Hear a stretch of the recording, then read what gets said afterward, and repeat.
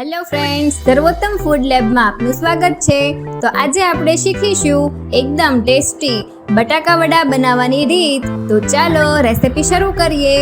બટાટા વડા બનાવવા માટે આપણે જોઈશે 500 ગ્રામ જેટલા બાફેલા બટાકા, લીલા ધાણા, ચાટ મસાલો, ગરમ મસાલો, મરી પાવડર, ખાંડ, લીંબુનો રસ, ધાણા જીરું પાવડર, મીઠું, લસણ, મરચાં અને આદુ। હવે 500 ગ્રામ જેટલા બાફેલા બટેકા લઈ લઈશું અને તેમાં 1 કપ જેટલા લીલા ધાણા આપણે નાખવાના છે, બારીક કટ કરેલા। ત્યારબાદ 1 ચમચી ગરમ મસાલો અને 1 ચમચી મરી પાવડર નાખીશું અને 1 ચમચી આમચૂર પાવડર ઉમેરીશું। ત્યારબાદ 2 ચમચી જેટલી ખાંડ આપણે નાખીશું।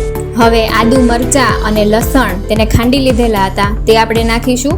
મરચાં 4 નંગ જેટલા લીધેલા છે, 1 ઇંચ આદુનો ટુકડો અને 8 થી 10 જેટલી લસણની કળી। ત્યારબાદ આપણે તેમાં 2 ચમચી જેટલું ધાણા જીરું ઉમેરવાનું છે। ત્યારબાદ 2 નંગ જેટલા લીંબુ છે તેનો આપણે રસ કાઢી લીધેલો છે તે એડ કરીશું। હવે સ્વાદ પ્રમાણે તમારે મીઠું એડ કરી લેવાનું છે। હવે આપણે બટેકાને મેશ કરી લેવાનો છે અને સારી રીતે આપણે મસાલો મિક્સ કરી નાખવાનો છે। હવે ચણાના લોટનું પડ આપણે બનાવવાનું છે, તો તેનું બેટર તૈયાર કરી લઈશું। તો તેના માટે તપેલીમાં 250 ગ્રામ જેટલો બેસન લીધેલો છે તે એડ કરીશું। ત્યારબાદ તેમાં 1 ચમચી જેટલી આપણે હળદર ઉમેરીશું, તેમજ 1 નાની ચમચી હિંગ પાવડર આપણે નાખવાનો છે।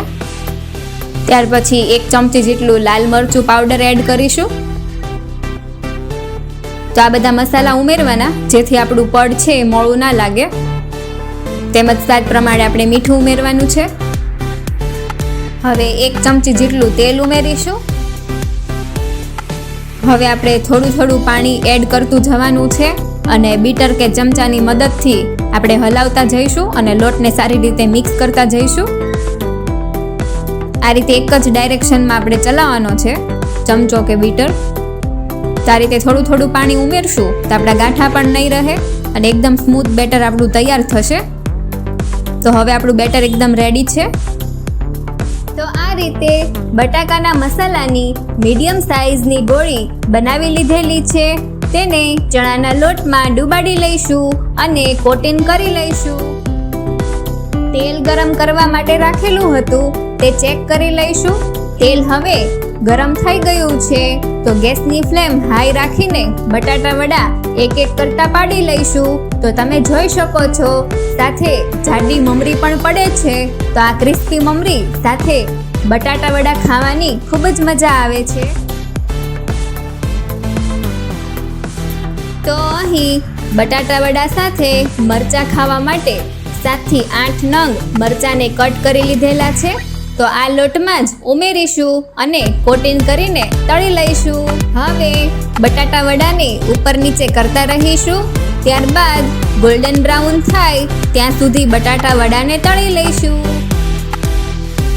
હવે બટાટા વડા તળાઈ ગયા છે તો તેલમાંથી કાઢી લઈશું। હવે મરચાંને પણ તળી લઈશું। તો આપણા સ્વાદિષ્ટ બટાટા વડા અને મરચાં એકદમ રેડી છે। તો તમે આ રેસીપી ઘરે જરૂરથી ટ્રાય કરજો અને વિડીયો ગમ્યો હોય તો વિડીયો લાઈક કરો, શેર કરો અને આવી નવી રેસિપીઝ જોવા માટે મારી ચેનલને સબસ્ક્રાઈબ કરો।